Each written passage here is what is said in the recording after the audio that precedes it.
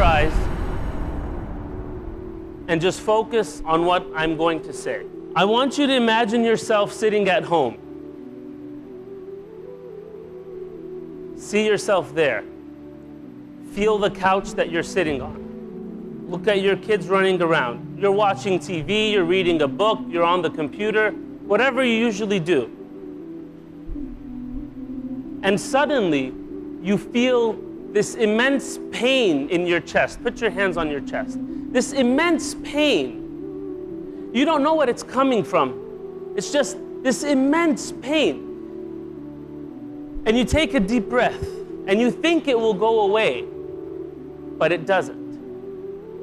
And this pain is just increasing, and suddenly you see yourself sweating. You stand up to find something, a cup of water, some medicine, but as soon as you stand up, you fall to the ground. Your family comes rushing to you. What's happening? Are you okay? You look at them. A tear comes out of your eye, but you cannot utter a single word. Because at that moment, brothers and sisters, you can see angels coming in to the room. You know that it's your time. And suddenly you feel this tingling feeling in your toes. And it starts to crawl up your legs.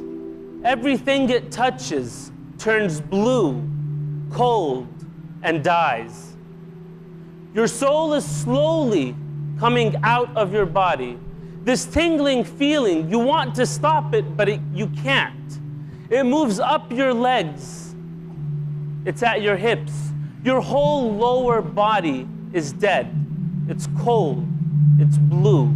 You try to move it, but you can't. Your family's calling 911, trying to save you.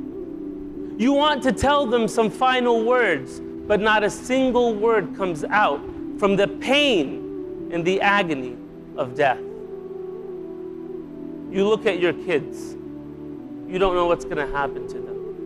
You look at your wife, and suddenly this tingling feeling keeps crawling up your body. It's at your chest. You try to stand up, but you can't. Most of your body is dead by now. And you know that in a few moments, it's over. Brothers and sisters, the soul keeps coming up, and you're at your throat.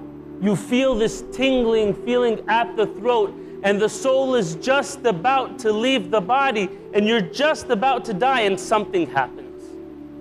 Allah subhanahu wa ta'ala says, كَلَّا إِذَا بَلَغَتِ التَّرَاقِيَ وَقِيلَ مَنْ رَاقٍ وَظَنَّ أَنَّهُ الْفِرَاقِ. That when the soul will come out, and it will stop here at the collarbone, at the trachea, and everyone will say, who can help him? Someone help him, someone save him. وَظَنَّ أَنَّهُ الْفِرَاقِ. But you know that it's over. You know that you're dying. You know that you're leaving this world. وَالْتَفَّتِ السَّاقُ بِالسَّاقِ. Your leg will be on top of the other like this. Out of the pain and agony of death, the soul is leaving your body. وَقِيلَ مَنْ رَاقٍ وَظَنَّ أَنَّهُ الْفِرَاقِ وَالْتَفَّتِ السَّاقُ بِالسَّاقِ إِلَىٰ رَبِّكَ يَوْمَئِذٍ الْمَسَاقُ. Your next destination is to Allah. The next stop is the hereafter. It's over.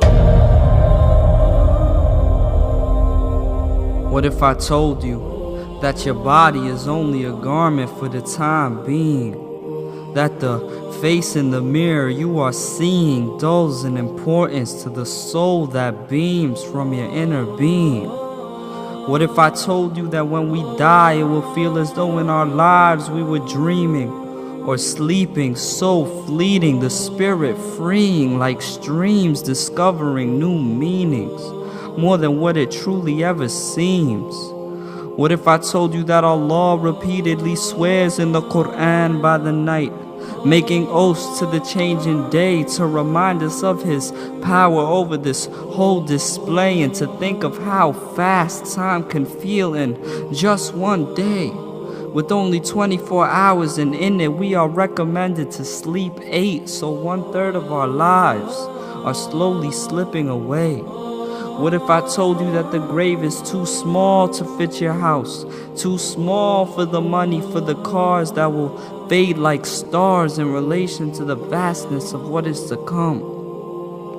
What if I told you that even though the casket is not big enough for all these materials, that the shroud can still house the most monumental of people, not in stature nor in status, but in deeds and devotion, people who are able to see beyond the commotion, the strength it takes to leave the crowd and focus on what is truly important, as did Moses or Joseph, Sumaya and Khadija. Each day I ponder on what it means to truly be a believer. What if I told you that after every breath our accounts are getting nearer? With every step, inshallah, we'll see it clearer, to still enjoy the fruits of this life. Smiling is charity, but never too in love that we lose our clarity and forget the true prosperity. To fulfill our promise and submit with sincerity. And what if I told you that even if all the people were to rebel, our shadows would still prostrate and bear witness to He who created you and me, Al-Hamid, the praiseworthy.